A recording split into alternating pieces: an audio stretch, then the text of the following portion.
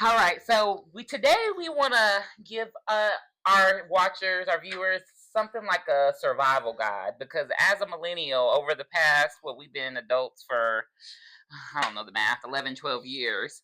We have learned so much along Do the I way. really recall myself? Has it been 11 to 12 years that I've been an adult? When would you say you entered adulthood for real? I feel like I was challenged until like 25. Like, I was real challenged until like 25. I think 25 is that sweet spot where So I said we've been doing about a good 7 years. But we learned a lot along the way. So Definitely we a lot. want to give y'all something like a little survival guide when it comes to handling certain situations in certain environments. And one place I think we can all agree is tough to manage as Black women, and that's the workplace. Oh, let's not even get started. I've experienced so much racism in the workplace, and it's crazy to me because I think I've just in life period I've experienced a lot of racism, which you wouldn't think of because I passed the paper bag test, but I've experienced more than my sister, and she's way darker than me. And I don't even do it for like the colorism of any of those sorts of things, but I say that to say that it doesn't matter who's light or dark, you can still get treated that way. It doesn't matter the color of your skin, like if you're lighter or if you're darker, it doesn't determine if you get treated better because I've experienced it way more than my sister has. It's a time. I can give you one time, and this is when I'm in my nursing career. I worked in an assisted living facility. Get there an hour ahead of time. Well, I think like a couple of days, I may have gotten there minutes before, 30 minutes before. Still early as shit. Still early as shit. Yeah, still early. Mind you, I was the only nurse, the only one that did everything that we were supposed to do. I did all the documentations. I remember like going in and have to fix everything the nurse on day shift didn't even do. And one day I came into work an hour early. This is about 45 minutes early. And she told me that she was going to let me go because I was always late. And I was like, she was like, you're supposed to get here 30 minutes before before you relief, right? I'm like, okay, well, I'm here an hour every time. And then she's like, oh, like literally that's what she told me. She's like, oh, after she said that, she was like, oh, well, then you're just not a good fit. I was like, okay. Mind you, long-term care assisted living, like things change so much. They buy out and sell so fast. So we had just gotten under new management. She was clearing out all her Black employees, clearing them all, especially the ones the nursing position. I was the only Black nurse there, and I wasn't the good fit, but I was literally the only nurse that was documented properly. I was the only one doing what I was supposed to be doing, and we always are. Exactly. But I still got picked on. Or we could talk about the time, or I could even talk about racism in the workplace by my patients.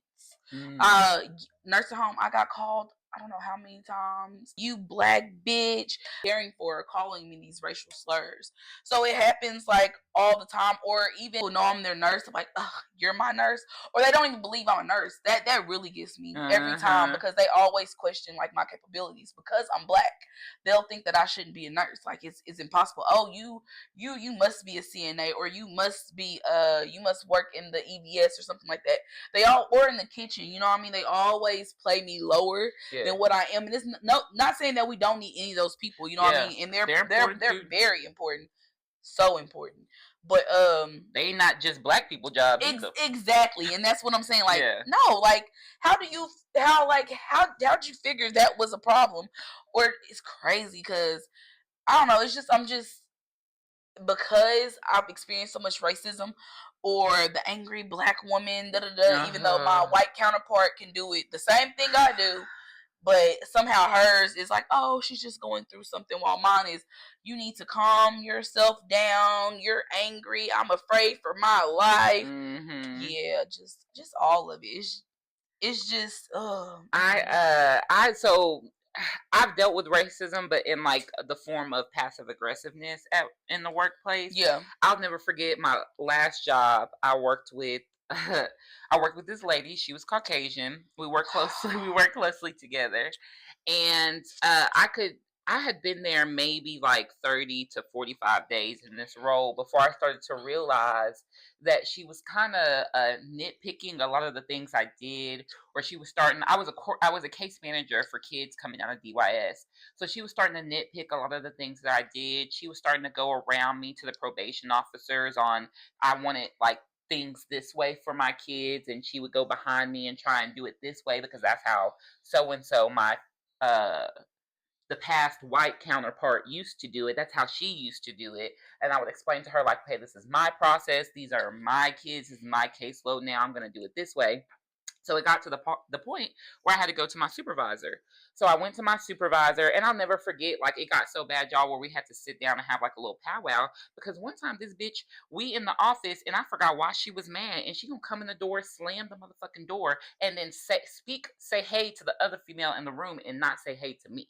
And I called my supervisor like on some, hey bro, you better talk to her before I do.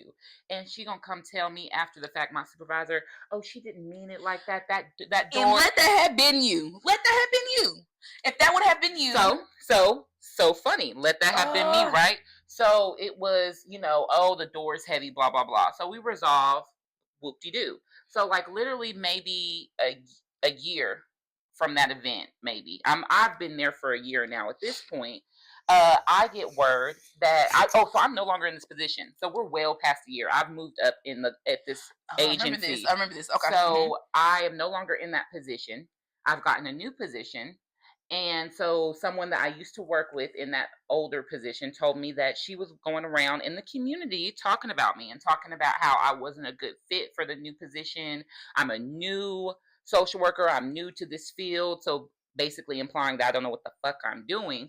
So that pissed me off because you're talking shit about me in a community that I once served and could potentially serve in the future. Right. So I go to my supervisor, or no, I file a grievance because that's right. Yeah. That's what y'all do, right? You gotta go up.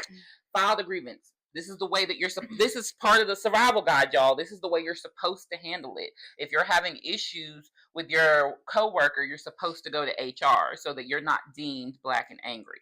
So I go to HR, and basically I'm like, I can't, this is unacceptable. If this was me, this would not be acceptable. We don't need to share a caseload. And so basically my supervisor was trying to get me to sit down with her again because she felt like it was he said, she said, and that basically I was naive enough to believe what someone else told me. First of all, this someone is not someone I speak to all the time.